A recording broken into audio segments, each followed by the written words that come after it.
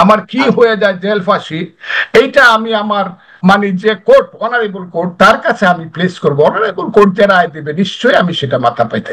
উনি শিবিরের ছেলে, আমার কথাটা বুঝেন, ওইটাই তাদের লাগছে খুব। ওই যে আমি বলছি প্রসিকিউশনের তাজুল ইসলাম থেকে সবাই শিবিরের লোক, এটাই তাদের লাগছে। তারা তো চাইতেছে কি পরিণতি করবে তারা, আমার ইলেকশন বন্ধ করে দেবে। তারা তো, আমি তো বলছি ওই যে তারা শত শত কোটি টাকা আমার বিরুদ্ধে তারা ইনভেস্ট করবে যাতে আমি নির্বাচিত বিভিন্ন জায়গাতে। আমি যে বলছি, আমি যদি 5 বছর বাইচা থাকি, এদের মুখে টাশনে বলেছি, টক শোতে বলেছি, ইউটিউবে বলেছি, লেখায় বলেছি, সাক্ষাৎকারে বলেছি যে স্বাধীনতা বিরোধী শক্তি আমাকে টার্গেট করেছে প্রধানত, এবং সেই স্বাধীনতা বিরোধী শক্তির মূল শক্তির নাম হলো জামাত শিবির। কাজেই আমার আরো বিড়ম্বনা আমাকে সহ্য করতে হবে, এবং আমি জানি সর্বশেষে সত্যের জয় হবে, এবং আমি একজন মুক্তিযোদ্ধা, মুক্তিযুদ্ধের জয় হবে। এই যে কোর্ট সম্পর্কে যে কথাটা আমি বলেছি, এটা শুধু 23শে নভেম্বর বলি নাই। আমি এই কথাটা প্রথম যেদিন কোর্ট কনস্টিটিউট হয়েছে সেদিন থেকেই বলেছি যে এই কোর্ট যেটা সৃষ্টি হয়েছিল যুদ্ধাপরাধী গোলাম আজম, নিজামী, মুজাহিদ সাহেবদের বিচার করার জন্য। যুদ্ধ অপরাধী, কোন যুদ্ধ অপরাধী? 16ই ডিসেম্বরে 1971 সন, যেদিন পাকিস্তান হানাদার বাহিনীর প্রধান সেনাপতি জেনারেল আব্দুল্লাহ খান নিয়াজি তার 93,000 সৈন্য সহ রেসকোর্স ময়দানে মিত্র বাহিনী এবং মুক্তি বাহিনীর যৌথ কমান্ডের কাছে জগজিৎ সিং অরোরার কাছে, লেফটেন্যান্ট জেনারেল জগজিৎ সিং অরোরার কাছে পায়ে রিভলভারটা রেখে, এবং যুদ্ধ অপরাধী হিসাবে যে কাগজটা তৈরি হয়েছিল সেই কাগজটা মধ্যে দস্তখত করেছিল, সেই কাগজে লেখা ছিল পাকিস্তানি হানাদার বাহিনী যুদ্ধ অপরাধী, তাদের বিচার হবে। সাথে সাথে বিচার হবে পূর্ব পাকিস্তানের মুসলিম লীগ, জামাতে ইসলাম, নেজামে ইসলাম এবং তাদের বাহিনী আল বদর, রাজাকার, আল শামস। সেই চুক্তির বলে 1973 সনে একটা অর্ডিন্যান্স বঙ্গবন্ধু সরকারের আমলে যুদ্ধ অপরাধীদের বিচারের জন্য আজকের যে কোর্ট, এবং সেই যুদ্ধ অপরাধের বিচারের ট্রাইব্যুনালে তখন প্রসিকিউটর ছিল এস.আর. পাল, যাকে বলা হতো বিখ্যাত সবিতা রঞ্জন পাল, পাকিস্তান, ভারত এবং বাংলাদেশের সর্বশ্রেষ্ঠ আইনজীবীদের একজন। আর ছিলেন তার অ্যাসিস্ট্যান্ট ফকির শাহাবুদ্দিন এবং খন্দকার মাহবুব হোসেন। সেটা যুদ্ধ অপরাধীদের বিচারের জন্য স্থাপন করা হয়েছিল। পরবর্তী সময়ে শেখ হাসিনার আমলে যে বিচারটা হয় 2008 সনে, শেখ হাসিনা ক্ষমতা যাওয়ার পরে যাদের ফাঁসি হয় সবকিছু কিন্তু এরা হলো পাকিস্তানের যুদ্ধ অপরাধী। পাকিস্তানের সঙ্গে আমরা যে যুদ্ধটা করেছিলাম, এবং যুদ্ধে 1971 সনের 3রা ডিসেম্বর থেকে ভারতীয় বাহিনী যুক্ত হয়েছিল। এই যে যুদ্ধ, সেই যুদ্ধে যারা অপরাধ করছে তাদের বিচারের জন্য সারা পৃথিবী সেই যুদ্ধে সংশ্লিষ্ট ছিল। এর মধ্যে পৃথিবীর 2টা সবচেয়ে বড় শক্তি, একটা হলো আমেরিকা ছিল পাকিস্তানের পক্ষে, আর সোভিয়েত ইউনিয়ন, আজকের রাশিয়া, ছিল সেদিন আমাদের পক্ষে। কাজে এখানে সারা বিশ্বের একটা সংযুক্তি ছিল আমাদের মুক্তিযুদ্ধের সঙ্গে।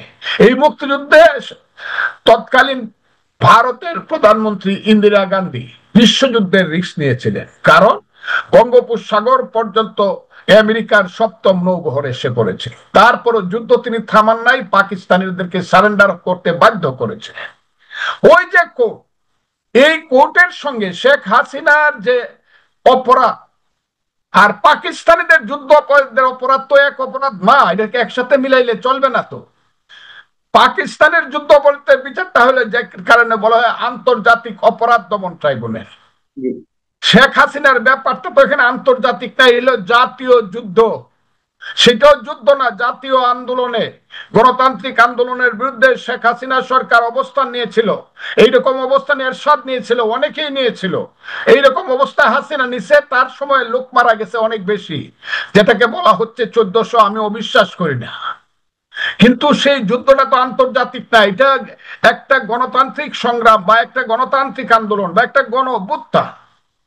এইটার সঙ্গে পাক কোথাকার 30 লক্ষ লোকের রক্ত, 2 লক্ষ মা বোনের ইজ্জত, সমস্ত বাংলাপুরে সরকার হাজার বছরের আমার মুক্তিযুদ্ধের শ্রেষ্ঠ অর্জন মুক্তিযুদ্ধ, সেইটাকে মিলে একই কোর্টে শেখ হাসিনার যে বিচারটা করছে সেইটা আমি সমর্থন করি না।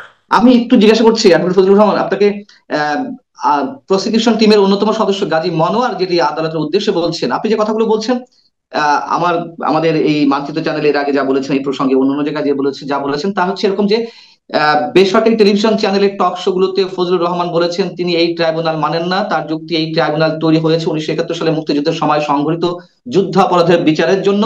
এই ট্রাইব্যুনাল অন্য কোনো বিচার হতে পারে না। এই ট্রাইব্যুনাল মানবতা বিরোধী অপরাধ, গণহত্যা, যুদ্ধাপরাধ, ক্রাইম এগেনস্ট পিস এর বিচার করতে পারেন। এখন মানবতা বিরোধী অপরাধের বিচার হচ্ছে। ফজলুর রহমানের মাথায় শুধু যুদ্ধাপরাধের বিচারের বিষয়টি, মানে এই ট্রাইব্যুনাল তো মানবতা বিরোধী অপরাধ ট্রাইব্যুনাল, তাই না?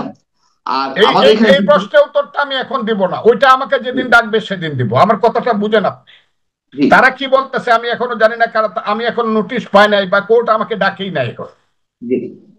কাজে তারা কি বললো ওইটার উত্তর আমি দিচ্ছি না। আমি যে কথাটা বলছি সেটা বলি, এখনো আমি বলছি এই যে কোর্টটা কনস্টিটিউট হয়েছে, গঠন করা হয়েছে, আমি বলছি এই কোর্টটা আন্তর্জাতিক যুদ্ধ অপরাধী কোর্টের মতো এইখানে গঠন না করলেও চলতো। আর একটা ট্রাইব্যুনাল গঠন করা হোক এবং কঠিন এগুলো আমি বলছি তো, খালি আমার কথা ভেঙে ভেঙে বললে তো হবে না। জি, আমি তো সেদিন হাজির হব। আমার যদি কথা আমার কন্টেম্প করতে, আমার টোটাল 1 ঘন্টা 10 মিনিটের টোটাল আমার বক্তব্যটা শুনতে হবে। আমার 1 লাইন 2 লাইন শুনে তো বললে হবে না। আমি খুব ক্লিয়ার বলছি, বিচারের ব্যাপারে আমার কথা নাই, বিচারের ব্যাপারে আমার কোনো প্রশ্ন নাই, কিন্তু এবং যারা বিচার করতেছে তাদের ব্যাপারে আমার কোনো প্রশ্ন নেই। প্রশ্ন শুধু কোর্টটার ব্যাপারে, যে কোর্টটা কনস্টিটিউট হয়েছে। কারণ এই কোর্টটা এমন ভাবে তৈরি করা হয়েছে, যখনই এই সরকার তো আর 3 মাস থাকবে যদি গণতন্ত্র আসে। আমি তো বলতেছেন এই সরকারকে কেউ রাইফেল দিয়ে উড়াই দেবে। ইউনূস সরকার তো 3 মাস থাকবে। যদি ইলেকশনের মাধ্যমে একটা সরকার আসে তখন তো কোর্টের চিত্রটা ভিন্ন হবে। রিট কোর্ট গুলা তখন অনেক বেশি স্বাধীন হবে। আর সেই রিট কোর্টে আমি কথাগুলা বলছি তো, কেউ যদি প্রশ্ন করে বা প্রশ্ন উত্থাপন করে যে 71-এর যুদ্ধ অপরাধী ট্রাইব্যুনালের মতো করে বা ট্রাইব্যুনালে এই ট্রাইব্যুনাল করাটা, এই বিচার করা ঠিক হয় নাই, আর রিট কোর্ট যদি বলে ইয়েস এই কোর্টটা কনস্টিটিউট এভাবে করা ঠিক হয় না এবং এপিলেট ডিভিশন যদি এন্ডোর্স করে, তাইলে যে কোর্টই গঠন করা ঠিক হয় না, রায়টা কতটুকু ঠিক থাকবে। এবং আমি এটাও বলছি যে শেখ হাসিনার বিচার কঠিন ভাবে করা হোক, যাতে উপরে গিয়া টিকে। কারণ ওই যে আজহার সাহেবরে যে বিচার করছিল জামাতের, উনারে কিন্তু ট্রাইব্যুনাল ফাঁসি দিয়েছিল, হাইকোর্ট সুপ্রিম কোর্ট বহাল রাখছিল, অ্যাপিলেট ডিভিশন রিভিউ করে কিন্তু উনি ছাড়া পাইছে সরকার পরিবর্তন হওয়ার কারণে। এই ধরনের ফাঁক ফুকর যাতে না থাকে, এমনকি প্রসিকিউশন কি কোথাও না, ওই যে কথাটা আমি বলছি, প্রসিকিউশনের সাথে কি কারো না কারো সেই সংযুক্তি আছে যে বিচার ব্যবস্থা কোর্টের মধ্যে একটা ফাঁক রেখে দেওয়া, ওই কথাটাও কিন্তু আমি তুলছি। আমি তো চাই কঠিন বিচার হোক এবং সঠিক বিচারটা হোক, এই কথাটা আমি বলছি ভাই। আমি বিচারের ব্যাপারে কোনো কথা বলি নাই। এখন তারা যখন যদি আমাকে ডাকে, এমনও তো হইতে পারে তাদের কথা শুনে বলতে পারে যে না এটার মধ্যে কোনো সাবজেক্ট নাই, সাবজেক্ট ম্যাটার নাই, এটা আমরা তাকে করলাম না, ডাকলাম না। আর অনারেবল কোর্ট যদি আমাকে ডাকে, তখন আমার কথা আমি অনারেবল কোর্টের সামনে গিয়ে উপস্থাপন। আমি তো কোর্টের, আমি তো 48 বছর যাবত কোর্টে প্র্যাকটিস করে ভাত খাই, কাজে আমি তো আইনের মানুষ। আমি বলছি, আমি বিএনপির নেতা হিসাবে, রাজনীতিবিদ হিসাবে কথা বলছি না, আমি একজন ওইখানেই বলছি, আমি একজন মুক্তিযোদ্ধা হিসাবে, আইনজীবী হিসাবে কথা বলছি। কিন্তু গাজী মনোয়ার যেটি বলেছেন, প্রসিকিউটর গাজী মনোয়ার, আমি একটু আপনাকে একটু শোনাতে চাই। আপনি এটাও বলেছেন, আমি নিজে আপনার কাছ থেকে শুনেছি, আপনি বিভিন্ন জায়গায় বলেছেন, এই আপনি যে কথাগুলো বলছেন এর বাইরে নিশ্চয়ই অন্য কিছু বলেননি। আপনি বলেছেন এই ট্রাইব্যুনালে যে প্রক্রিয়া শেখ হাসিনার বিচার চলছে সেই ট্রাইব্যুনালকে আমি মানি না, এইভাবে বলেছেন। কিন্তু যুদ্ধাপরাধ, রাইট, তো আমি চাই না, এই ট্রাইব্যুনালটাই আমার কাছে রং মনে হইতাছে, রংলি কনস্টিটিউটেড। আপনি আমার কথা এটা আমি বলতে পারবো না, তাইলে তারা জাতিসংঘের মহাসচিব দাঁড় করান। মানবাধিকার যে 6টা সংস্থাকে আইনা দাঁড় করা, ওই যে ইউরোপের সমস্ত রাষ্ট্রগুলো বলছে এই বিচারটা সঠিক হয় না, এর মধ্যে ফাঁকফো, তাদেরকে আইনা দাঁড় করা। আমার মতো একজন নরম মানুষ পায়া, অসহায় মানুষ পায়া আমার উপরে কেন বিচার চলছে? তাহলে সারা পৃথিবী বলতেছে বিচারটা এটা বোধহয় ঠিক হয় নাই। জাতিসংঘ থেকে দৈরে মানবাধিকার সবাই বলতেছে, আমি কি একা বলতেছি নাকি? এবং প্রসিকিউটর কাজী মনোয়ার যেটি উল্লেখ করছেন এটি আমার কাছে কেমন যেন একটু খটকা বা এই শব্দগুলো কেমন যেন। মনোয়ার যেটা উপস্থাপন করছে তাদের পক্ষে, যেদিন আমি গিয়ে আমার পক্ষে যদি আমাকে ডাকে, আমি তখন তাদের প্রশ্নের, আমি আজকে মনোয়ারের প্রশ্ন বা এদের কারণে এদেরকে আমি আজকে রসগোল্লা খুঁজছিলাম, হাইকোর্টে রসগোল্লা নাই বইলা এদের কাছে পাঠাইতে পারছি না। ওই আমার এক বন্ধু আছে, ছোট বন্ধু, ওরে আমি তুমি ডাকি, তার নাম তাজুল ইসলাম, তিনি হলো চিফ প্রসিকিউটর। তিনি আবার ময়মনসিংহের মানুষ, জামালপুরের মানুষ। আমি তার ছোট ভাইয়ের মতো দেখি মনে করছিলাম। তাজুল যখন কেসটা করাইছে ওর একটু মিষ্টি পাঠায়, আর যারা কেসটা করছে এদেরকে মিষ্টির সাথে একটু নিমকিও পাঠায়, এরা খুঁজে পাইছি না আমি হাইকোর্টে কোনো দেখা যাবো না, আমি মিষ্টি লই যাবো এদের জন্য। আমার কি হয়ে যায় জেল ফাঁসি, এইটা আমি আমার মানে যে কোর্ট, অনারেবল কোর্ট, তার কাছে আমি প্লেস করবো। অনারেবল কোর্ট যে রায় দিবে নিশ্চয়ই আমি সেটা মাথা পাইতে, কিন্তু আমি মনে করি না যে আমি কোনো মহা অপরাধ করছি এখানে। কেউ বলে না, আমি বলছি। পৃথিবীতে অনেক সময় গ্যালিলিও বলছে সূর্য ঘুরে না, পৃথিবী ঘুরে, এই কারণে তার ফাঁসি হয়েছে। কিন্তু আজকে প্রমাণিত হয়েছে না পৃথিবী ঘুরে, গ্যালিলিও ঠিক ছিল। ওই যে সক্রেটিসেরও ফাঁসি হেমলক পান করে মৃত্যুবরণ করতে হয়েছিল, এতে কি আইলো গেল? সত্য কথা তো একজন দুইজনই বলে, আমি তাই সেই কথাটাই বলতেছি। অ্যাডভোকেট ফজলুর রহমান, তার মানে আপনি বলতে চাচ্ছেন যে আপনার জেল ফাঁসি যাই হোক না কেন, আপনি এখনো মন্তব্য করতে চাইছেন যে শেখ হাসিনার বিচারের জন্য যেই ট্রাইব্যুনাল গঠিত হয়েছে বা যে ট্রাইব্যুনাল চলছে সেটি আপনি এখনো মানেন না, তাই তো? ট্রাইব্যুনালের গঠন প্রক্রিয়াটা সঠিক বলে আমার মনে হয় না, কারণ এটা হলো আন্তর্জাতিক যুদ্ধ অপরাধী ট্রাইব্যুনাল। এখানে আন্তর্জাতিক কোনো ব্যাপার শেখ হাসিনার সরকারের বা আমাদের আন্দোলনের ছিল না, এটা ছিল জাতীয় সমস্যা, সরকার পরিবর্তন অথবা পতন। এইটার মধ্যে আন্তর্জাতিক ওই যে তৃতীয় বিশ্বযুদ্ধ হয় নাই, যে সপ্তম নৌবহর আইসা পড়ছে বঙ্গোপসাগরে, পাকিস্তানের সঙ্গে ইন্ডিয়ার যুদ্ধ লাগে, এইগুলা মুক্তিযোদ্ধার সঙ্গে পাকিস্তানিদের নয় মার, এটা হয় নাই তো। আমি তো বলছি সেইটা, সেই বিচার হিমালয়ের সঙ্গে আপনি টিলারে মিলাইতে যান কেন? বাঘের সঙ্গে বিড়ালে মিলাইতে যান কেন? আরেকটা কথা আপনাকে বলি, আমাদের দেশে বিচার এত সেন্সিটিভ, দুইটাই ম্যাজিস্ট্রেট কোর্ট। একটা মনে করেন ঢাকার যাত্রাবাড়ি থানার কোর্ট, আরেকটা মনে করেন সবুজবাগ থানার কোর্ট। যাত্রাবাড়ি থানার কোনো কেসে যদি সবুজবাগ থানার ম্যাজিস্ট্রেট একটা অর্ডার দেয়, এটা কিন্তু আইনগতভাবে সিদ্ধ হবে না। আপনি কি আমার কথা? সেই জায়গা থেকে প্রশ্ন করছি যে আপনি এখনো পর্যন্ত এবং শেষ পর্যন্ত এই কথাই আদালতের সামনে বলে যাবেন জেল ফাঁসি দেওয়া হলো, তাই তো? আমি বিচারের ব্যাপারে আমার কোনো বক্তব্যই নাই। আমি বলতেছি কোর্টটা সঠিকভাবে কনস্টিটিউট হয় নাই বলে আমি মনে করি। এই মনে করাটা মহা অপরাধ কিনা, যদি কোর্ট মনে করে মহা অপরাধ, তখন আমি তাদের কাছে বিচার প্রার্থী হবো, তারা যে বিচার করে সেই বিচার মানবো। কিন্তু আমি মনে করি না যে আন্তর্জাতিক যুদ্ধ অপরাধ, যাদের যে যুদ্ধ অপরাধীরা এই দেশে 30 লক্ষ লোককে হত্যা করছে, 2 লক্ষ মা বোনের ইজ্জত ধ্বংস করছে, এই দেশের বুদ্ধিজীবীদেরকে, শত শত বুদ্ধিজীবীদেরকে হত্যা করছে, তারা যে বিশ্ব অপরাধী, এদের সঙ্গে হাসিনা সরকারের যে অপরাধ, তাদের অপরাধ গুলি করে মারছে, তাদেরও ফাঁসি হোক, কিন্তু অন্য কোর্টে হোক, নট ইন দিস কোর্ট। এটা হলো কথা, অন্য কোর্ট করে হোক, এই বিচারকরাই করুক। বিচারকদের আমার কোনো অনাস্থা না, অনাস্থাটা আমার বিচারকদের উপরে না।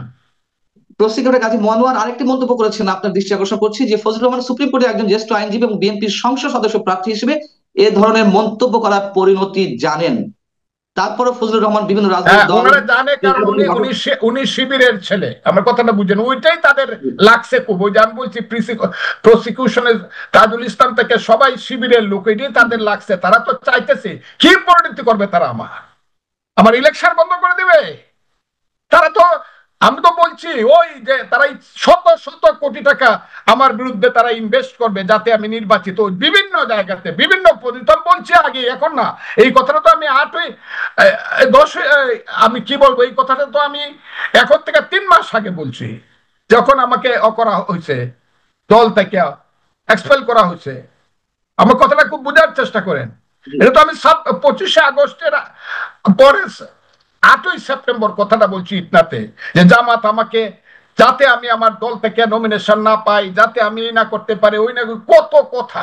তারা দলকে হয়তো বা ইনফ্লুয়েন্স করতে পারে, যদি না পারে তারা ভিন্ন পথে কুটিল পথে যাচ্ছে জামাত। এখন এই ছেলেটি তো জামাত শিবিরের ছেলে, এই ছেলে তো জানে যে আমি নমিনেশন পাইছি, আমি ইলেকশন করলে কি হইব, তাদের ক্যান্ডিডেটের 130টা সেন্টার আছে, একটা সেন্টারে যদি তাদের ক্যান্ডিডেট পাস করতে পারে, আমি চ্যালেঞ্জ করলাম, সেন্টার একটা একটা কাজী ফজলুর রহমানের গলাটা হলো তাদের জন্য যন্ত্রণা, সেই গলাটা তারা বন্ধ করতে চায়। কিন্তু আল্লাহ উপরে, আমার দল আছে, আমার দেশের মানুষ আছে, আমার গলা সত্য কথা বলার থেকে বিরত হবে না।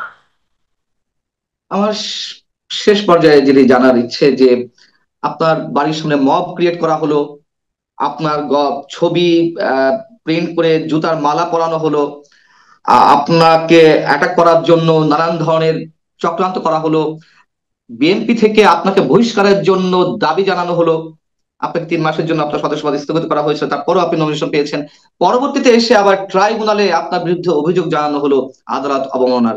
এই সব কিছুকে আপনি কি একই সূত্রে গাঁথতে চাইছেন? একই সূত্রে কাদা এবং জামাত শিবিরের চক্রান্ত, স্বাধীনতা বিরোধীদের চক্রান্ত আমার বিরুদ্ধে। বাংলাদেশের মানুষ, 18 কোটি মানুষ, আপনারা যদি মনে করেন যে আমি মুক্তিযুদ্ধের সন্তান, আমার পক্ষে থাকেন। জামাত শিবির অবশ্যই। আমার বিরুদ্ধে কত চক্রান্ত করছে, এই লোক কথাটা, এটা তাদের চক্রান্ত, আর কিচ্ছু না। এবং সবশেষ আপনার আরেকটি মন্তব্য জানতে চাইছি যে এই ধারা কতদিন অব্যাহত থাকবে? আমি আপনার ততদিন মধ্যে জীবিত মানুষকে আছি। যেভাবে আক্রান্ত করা হচ্ছে। ওই যে আপনি যে বলছেন আমাকে কত ষড়যন্ত্র চক্রান্ত, ফজু পাগলা কত কিছু বলতেছে, আমার মা রে নিয়ে, বাপ রে নিয়ে কত গালাগালি করতেছে, কত। আমি যে বলছি, আমি যদি 5 বছর বাইচা থাকি, এদের মুখে তালা লাগাই দিই, যারা আমার সাথে এইসব করতেছে। আল্লাহর রহমত, আল্লাহর রহমত, আমি বলে দিলাম, এদের মুখে তালা মেরে দিব। আপনিও 3 মাস জেল খাইতে আসলেন বিনা কারণে, হয়েছেন, অনেকেই হয়েছে, আরো হবে। কিন্তু আমার উপরে তাদের সার্বিক অপশক্তি প্রয়োগ করবে আমাকে থামানোর জন্য। বাংলাদেশের মানুষ যদি আমার পক্ষে দাঁড়ান, আমি আপনাদের কাছে কৃতজ্ঞ থাকব। বাংলাদেশের মুক্তিযোদ্ধারা, আপনাদের ভাই ফজলুর রহমানের উপরে বিপদের ঘনঘটা, আপনারা যদি ফজলুর রহমানের পক্ষে থাকেন, তাহলে মুক্তিযুদ্ধ বাঁচবে, দেশ বাঁচবে। ভয়